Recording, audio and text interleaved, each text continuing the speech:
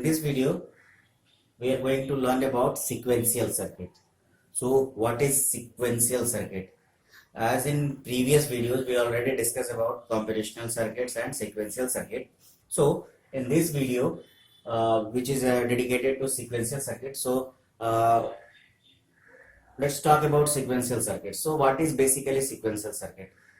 A sequential circuit, you can say in simple words, you can say sequential circuit is a combination of combinational logic circuits and memory, and the very important, the output of this circuit may not depends upon the immediate input.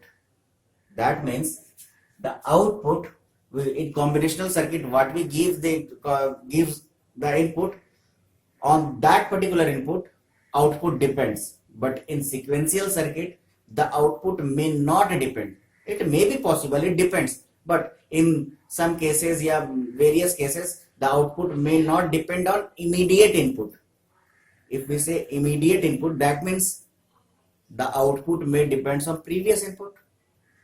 So basically the meaning of this line is that what the output may not depend upon immediate input, that means the output may depend on previous inputs. So when we talk about previous inputs or previous outputs, that means for some time we need to store that particular thing. So here we need some memory. That's why a sequential circuit combines a combinational logic circuit as well as some memory. So this is basically the block diagram of a sequential circuit. Here you see that we have combinational circuit, we have some memory, and what is the path? Here we have external input which is directly given to this combinational circuit, and there are two outputs from this combinational circuit. One output which is directly get as an output which is known as combinational output, when the output depends directly on the input. But here we have something more, that the memory output. That means when we give the external input, the combinational circuit does its task and the output goes to this memory location where the data is stored, and we can use this data as a feedback. Here we have feedback. So as I am saying that the output may not depends upon immediate input, that means it depends upon previous. So that means the previous inputs are stored here and we use this particular as a feedback, and again we can use that particular thing. So here is the basic block diagram about sequential circuit, where we can see that sequential circuit have two things, that is the combinational logic circuit and memory. So basically without combinational logic circuit we can't design any sequential circuit. So basically the basic difference is, here we have memory, in combinational circuit we have not memory. Here is the concept of feedback, in combinational logic circuit there is no concept of feedback. Now how many types of sequential circuits we have?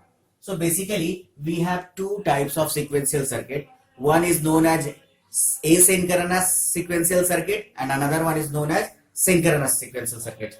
So here we have two types of sequential circuit.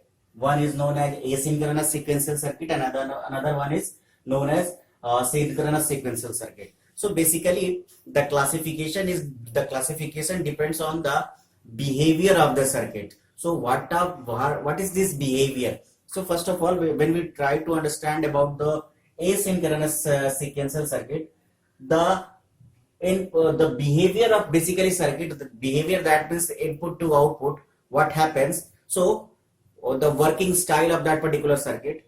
So the output of the circuit depends, or the working of the circuit depends when a input signal is provided to that particular circuit.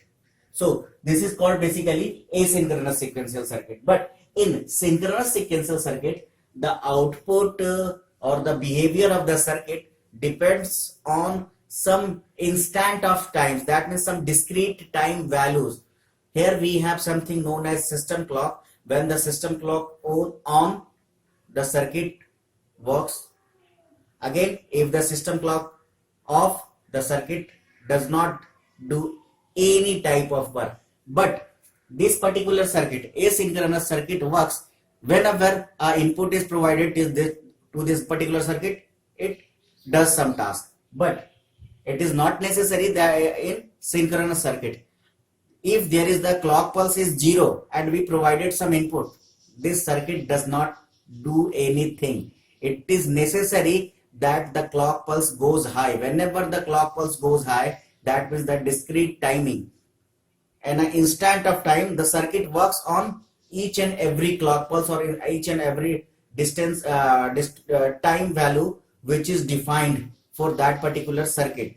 So this is the basically two types of sequential circuit. When we talk about the asynchronous sequential circuit, the propagation delay circuits are example of asynchronous circuits, and the flip-flops, which are memory cells, also known as memory cells. We use flip-flops as memory cells in our computer memory devices. These type of circuits are known as synchronous sequential circuit, and these circuits depends on the clock cycle or clock pulse of system.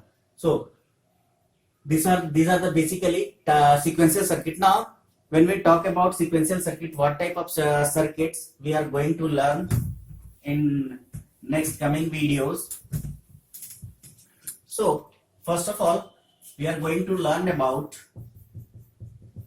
flip-flops. Again, these are the examples of sequential circuits. Registers, counters.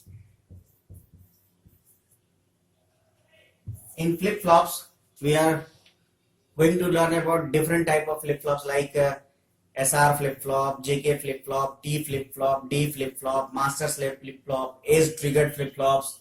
In registers, we are going to learn about the shift registers. In counters, there are ripple counters, asynchronous counter, up counters, down counters. So there are various circuits. So basically these are the examples of sequential circuit. In next video, we are going to learn about the flip-flops. Thank you.